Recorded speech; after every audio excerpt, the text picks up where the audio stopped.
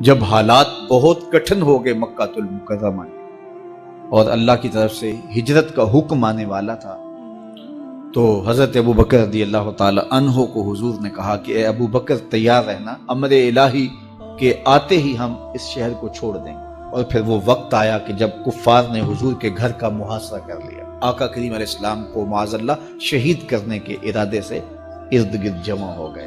آقا کریم علیہ السلام نے ہاتھ میں خاک پکڑی اور سورہ یاسین پڑھتے ہوئے ان کی آنکھوں میں جھونکتے ہوئے حضور گزر گئے اور انہیں پتہ بھی نہ چلا، اور وہ مکان کا محاصرہ کیے ساری رات کھڑے رہے۔ صبح بستر سے حضرت علی المرتضیٰ اٹھے، اللہ اکبر۔ تو آقا کریم علیہ السلام نکل گئے اور حضرت ابو بکر صدیق کے گھر تشریف لے گئے۔ اب دروازے کو دستک دینے لگے تو آواز آئی، حضور میں حاضر ہوں۔ حضرت ابو بکر صدیق تیار کھڑے تھے، تو کہا ابو بکر تم تیار ہو؟ کہا حضور آپ نے کہا نہیں تھا کہ تیار رہنا، کبھی ہجرت کا حکم آ سکتا ہے، تو میں تو اس دن سے ہی تیار رہتا ہوں کہ کب حضور آئیں اور جو فرمائیں میں وہی کروں۔ اور پھر وہاں سے لے کے حضور کو وہاں تک گئے، اور جبل سور کی چوٹی پر وہ غار ہے، اللہ اکبر، اس غار میں جانے سے قبل حضور کو باہر بیٹھنے کا کہا۔ عرض کی حضور ذرا میں غار کے اندر کے ماحول کا جائزہ لے لوں۔ غار کے اندر اترے، پہلے اس کو صاف کیا غار کو، پھر دیکھا جگہ جگہ سوراخ تھے، تو اپنا امامہ پھاڑ کے قمیض اتار کے اس کے ٹکڑے کر کے ان سوراخوں میں کپڑا دے دیا۔ 2 سوراخ ایک روایت کے مطابق، اور ایک روایت کے مطابق 1 سوراخ بچ گیا، اس میں اپنی ایڑی رکھ دی، اور پھر آواز دی جان عالم اندر تشریف لائیے۔ تو آقا کریم علیہ السلام غار میں چلے گئے، تو سیدنا صدیق اکبر رضی اللہ تعالی عنہ نے اپنی گود میں آپ کا سر رکھا اور حضور لیٹ گئے۔ اللہ اکبر، کیا منظر ہوگا! صدیق اکبر نے حضور کو دیکھا اور جی بھر کے دیکھا، اور ایسا دیکھا کہ کوئی اور شریک بھی نہیں تھا۔ یہ واقعہ حضرت سیدنا عمر سے روایت ہے، کتب صحاح میں ہے، اور حضرت عمر رضی اللہ تعالی عنہ یہ بات بیان کرتے ہوئے رو پڑے، اور آپ کہا کرتے تھے کہ ابو بکر یہ غار والی نیکی مجھے دے دیں اور میری ساری زندگی کی نیکیاں لے لیں۔ اللہ اکبر۔ تو حضور علیہ السلام حضرت ابو بکر صدیق کی آغوش میں ہیں۔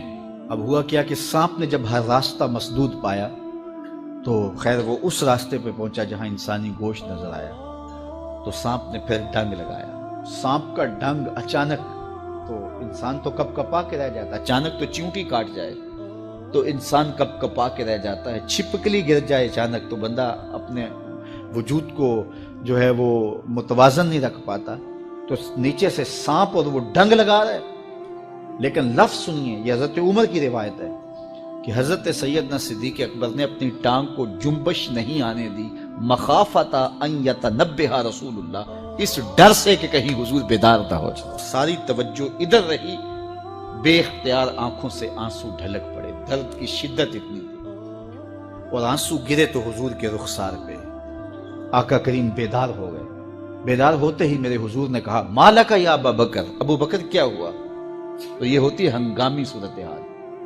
ہنگامی صورتحال میں کسی کو پکاریں یا کسی کو کوئی جواب دیں تو مروجہ آداب کی رعایت کے ساتھ جو لفظ بولے جاتے ہیں وہ ترک کرنے پڑتے ہیں۔ اس مائک میں کرنٹ تھا، تو میں قریب ہونے لگا، تو آپ نے مجھے متنبہ کرنا تھا، تو میرے ساتھ آپ بہت پیار کرتے ہیں، بہت محبت کرتے ہیں، تو آپ نے اگر مجھے یہ بتانا ہو کہ اس میں کرنٹ ہے، اور اگر آپ نے منہ قریب کر لیا تو آپ کو نقصان پہنچ سکتا ہے، تو میرے نام کے ساتھ 20 القاب لیں گے؟ آپ نہیں لیں گے، آپ جلدی جلدی جو ہے وہ مجھے کہیں گے جناب یہاں کرنٹ ہے، تو میں یہیں سے رک جاؤں گا۔ یہ تو ہے کہ آپ میرے لیے کر رہے ہیں، اور اپنے لیے کسی کو پکاریں تو پھر بھی یہی بات ہے۔ اللہ اکبر۔ اب حضور نے جب کہا نا مالک یا ابا بکر، ابو بکر کیا ہوا، تو اب ہنگامی صورتحال تھی نا، تو فوراً کہتے لدغت، ڈسا گیا، مجھے سانپ نے ڈس لیا، فوراً یہ کہتے نا۔ لیکن حضرت ابو بکر تیری محبت پہ قربان، کائنات میں آپ نے ایسا عاشق نہیں دیکھا ہوگا،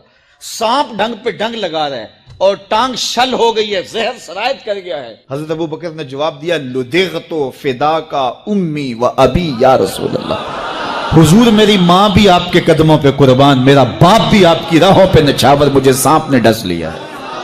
تو اس مشکل وقت کے اندر بھی ادب کا کرینہ نہیں چھوڑا۔ جب معراج کا واقعہ ہوا تو یہ بہت عجیب و غریب واقعہ تھا، تو تو آقا کریم نے جب اعلان کیا کہ بتایا کہ اللہ نے یوں مجھے خلوتوں میں بلایا، تو قریش نے سمجھا کہ اس سے بڑھ کر اور موقع کیا ملے گا پروپیگنڈے کا۔ تو کہا ابو بکر کوئی نئی بات سنی ہے؟ کہا تم سنا دو۔ کہا اگر کوئی کہے کہ رات کی مختصر تنہائی میں مسجد حرام سے مسجد اقصیٰ تک پہنچا ہوں، پھر وہاں سے واپس بھی آ گیا ہوں، تو بات ماننے میں آتی ہے؟ آپ نے برجستہ کہا بالکل ماننے میں نہیں آتی۔ اتنے مختصر وقت میں مسجد اقصیٰ جائے اور پھر پلٹ کے بھی آ جائے، کم از کم 2 ماہ چاہیے۔ 1 مہینہ جاتے ہوئے لگتا ہے، 1 مہینہ آتے ہوئے لگتا ہے، کوئی چھو کے بھی آئے تو 2 ماہ چاہیے۔ تو سمجھا کہ لوہا خوب گرم ہو گیا، اب چوٹ ٹکانے پہ بیٹھے گے۔ کہا ماننے میں نہیں نہ آتی؟ کہا بالکل نہیں ماننے میں آتی۔ تو کہا پھر تیرا یار ہی تو کہتا ہے۔ تو حضرت ابو بکر صدیق نے فرمایا وہ واقعی کہتے ہیں؟ ہاں ہاں ہاں انہی کا کہنا ہے۔ تو حضرت ابو بکر بولے لئن قالہ فقد صدق فاصدقہ، اگر انہوں نے کہا ہے تو سچ کہا ہے، میں تصدیق کرتا ہوں۔ کہا ابھی تو تم کہہ رہے تھے کوئی کہے تو ماننے میں نہیں آتا، کہا کوئی کہے تو اب بھی نہیں مانوں گا، وہ اس سے بھی عجیب کہے تو مان لوں گا۔ اللہ اکبر۔ فبذالک سمی صدیق، علماء نے لکھا یہ وہ وجہ تھی جس کی وجہ سے آپ کو صدیق پکارا جانے لگا۔ معراج کی تصدیق کی اور صدیق کہلائے۔ صدیق تصدیق سے بھی ہے، اور ساری زندگی آپ نے جھوٹ زبان پہ نہیں آنے دیا۔ آپ کی طبع میں جو صداقت رچی بسی تھی، بلکہ ایک مشکل وقت آیا آپ پر، وہ جب حضور علیہ السلام کو اللہ کا حکم ہوا اور ہجرت کر کے حضور مکہ سے مدینہ کی طرف عازم سفر ہوئے، تو حضرت سیدنا صدیق اکبر رضی اللہ تعالیٰ عنہ ساتھ تھے۔ مکہ المکرمہ سے جو مدینہ المنورہ ہے وہ شمال کی جانب ہے، اور غار ثور مکہ المکرمہ سے جنوب کی سمت ہے۔ تو آقا کریم علیہ السلام نے سفر کرنا تھا مدینہ شریف کا، تو شمال کی سمت نہیں گئے بلکہ وہاں سے سفر جنوب کی جانب کیا، اور پھر وہاں سے حضور جو ہے وہ 3 دن گزارنے کے بعد مدینہ المنورہ کی جانب روانہ ہوئے۔ یہ سارے ادھر ڈھونڈتے تھکتے رہے اور حضور وہاں آرام کرتے رہے، اور 3 دن کے بعد جب ڈھونڈ کے ان کو کچھ نہ ملا تو آقا کریم وہاں سے نکلے اور سیدھا مدینہ المنورہ کی جانب عازم سفر ہوئے۔ انہوں نے 100 سرخ اونٹ حضور کی گرفتاری کے لیے انعام رکھا ہوا تھا، تو مختلف قبائل کے لوگ حضور کو ڈھونڈنے کے لیے نکلے تھے کہ بہت بڑا انعام ہے، 100 سرخ اونٹ ملیں گے۔ ایسے لوگ بھی تلاش کر رہے تھے جو حضور کو جانتے نہیں تھے۔ تو راستے کے اندر حضرت ابوبکر صدیق سے کوئی شخص ملا اور اسے شک پڑا کہ جن کو میں ڈھونڈ رہا ہوں کہ وہ کہیں یہی نہ ہو۔ تو اس نے حضرت ابوبکر صدیق سے پوچھا آپ کا نام؟ تو انہوں نے کہا میرا نام عبداللہ ہے، ابو بکر ہوں۔ تو اس نے پھر حضور کا پوچھا۔ اب حضور کو وہ ڈھونڈ رہے ہیں۔ آج امتحان آیا نا، صدیق اکبر کی صداقت کا امتحان آ گیا اور عشق کا امتحان آ گیا۔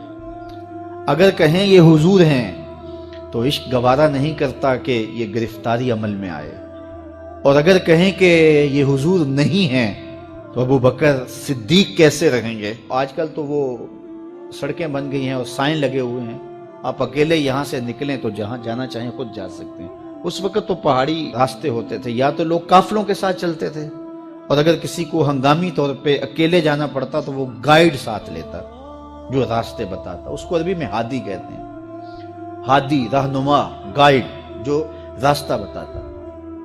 تو حضرت ابوبکر صدیق سے اس نے پوچھا یہ کون ہے آپ کے ساتھ؟ تو حضرت ابوبکر صدیق بولے ھذا ھادی یہدینی الی صراط المستقیم، یہ میرا ہادی ہے جو مجھے سیدھی راہ پہ چلا رہا ہے۔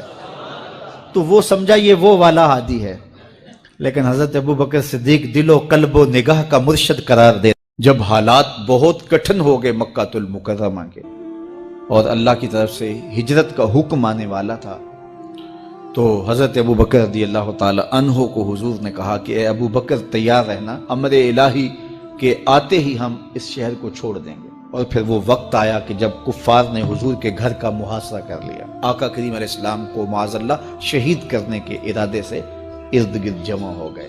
آقا کریم علیہ السلام نے ہاتھ میں خاک پکڑی اور سورہ یاسین پڑھتے ہوئے ان کی آنکھوں میں جھونکتے ہوئے حضور گزر گئے اور انہیں پتہ بھی نہ چلا، اور وہ مکان کا محاصرہ کیے ساری رات کھڑے رہے۔ صبح بستر سے حضرت علی المرتضیٰ اٹھے، اللہ اکبر۔ تو آقا کریم علیہ السلام نکل گئے اور حضرت ابوبکر صدیق کے گھر تشریف لے گئے۔ اب دروازے کو دستک دینے لگے تو آواز آئی، حضور میں حاضر ہوں۔ حضرت ابوبکر صدیق تیار کھڑے تھے، تو کہا ابوبکر تم تیار ہو؟ کہا حضور آپ